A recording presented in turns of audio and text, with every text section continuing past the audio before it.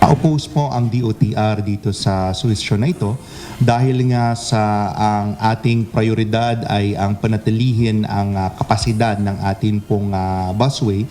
Move more peoples and not to move more cars. Ito ang malinaw na layunin ng EDSA busway ayon sa Department of Transportation, kaya hindi sila sang-ayon sa mungkahi na payagan dito ang carpooling. Ayon pa sa DOTR, bawat bus ay kayang magsakay ng humigit kumulang 50 pasahero na umaabot sa halos 300,000 commuters kada araw. Paliwanag ni DOTR Undersecretary for Railways Timothy Janbatan, kapag pinayagan ng carpooling, maaaring maapektuhan ang kapasidad, bilis at convenience ng busway na dinisenyo para sa mass transportation. Sinang-ayunan ito ng MMDA na nagsabing dati taong 2018 pa nilang pinag-aralan ng carpooling sa EDSA.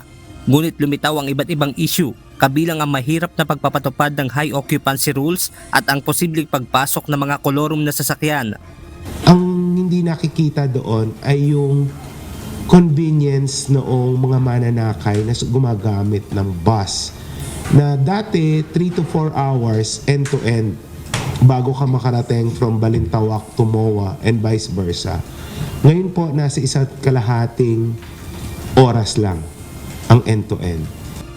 Kasabay nito, nagpahayag din ng pagtutol ang Move as One Coalition kasama ang 14 na iba pang organisasyon. Sa kanilang pahayag, iginiit ng grupo na ang pagpapapasok ng mga pribadong sasakyan sa busway ay magdudulot ng mas mahabang oras ng biyahe, mas mabagal na takbo ng mga bus at dagdag na siksikan sa mga istasyon na maaaring mauwi sa mas matinding trapiko sa EDSA.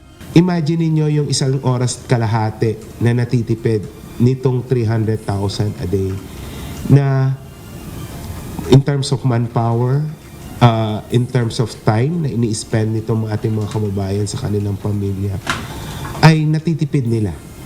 Ayon sa mga ahensya at transport groups, ang EDSA busway ay kasalukuyang nagagamit ng mas maraming pasahero kaysa sa lahat ng pribadong sasakyan sa mixed traffic lanes ng EDSA.